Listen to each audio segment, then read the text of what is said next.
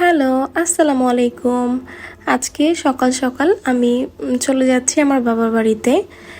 আর দেখতে পাচ্ছেন রাস্তায় কি প্রচণ্ড জ্যাম। জ্যাম ঠেলে বাড়িতে চলে আসলাম। আম্মু অনেক অসুস্থ, তাই আম্মুকে দেখতে এসেছি। এসে দেখি আম্মু পিঠা বানাচ্ছে। বলেন তো কেমন লাগে? একে তো ঠান্ডার জ্বরে আম্মু বিছনা থেকে উঠতে পারে না, তার উপরে আমরা আসবো দেখি পিঠা বানাচ্ছে। আসলে আমি সকাল সকালে চলে এসেছি। আমার শ্বশুরবাড়ির মানুষজনগুলো যারা গ্রাম থেকে এসেছিল তারা সবাই আসবে। তো তারা আসবে সবাই বিকেলে বা সন্ধ্যার দিকে, আর আমি সকাল সকাল চলে এসেছি আম্মুর শরীর খারাপ দেখে। অথচ আমি বাসায় এসে দেখি আম্মু পিঠা বানাচ্ছে।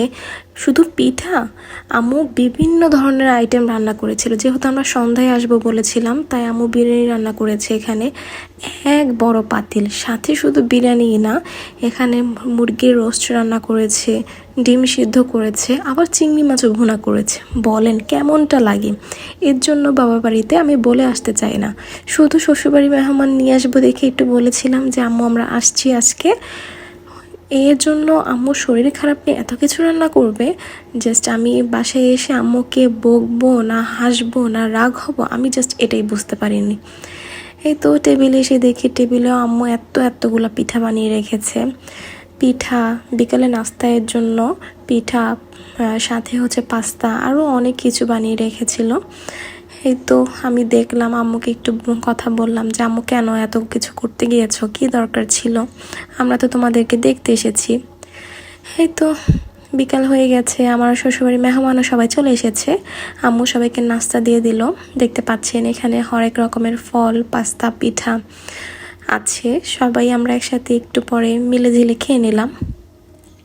বিকেলে নাস্তা করার পরে সবাই আমরা একটু গল্প গুজব করছিলাম, একসাথে অনেক ভালো টাইম স্পেন্ড করলাম।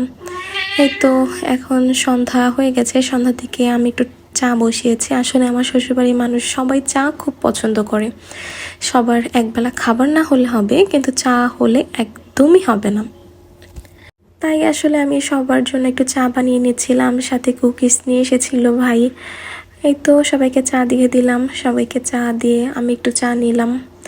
যেহেতু একটু কাজকর্ম একটু বেশি করা হয়, ইদানিং প্রচণ্ড মাথা ব্যথা করে। আমি চাও তো একটা খাই না, ইদানিং একটু মাথা ব্যথার জন্য খাই। এই তো আমি চা নিয়ে নিলাম, এখন আমি চাটা শেষ করব।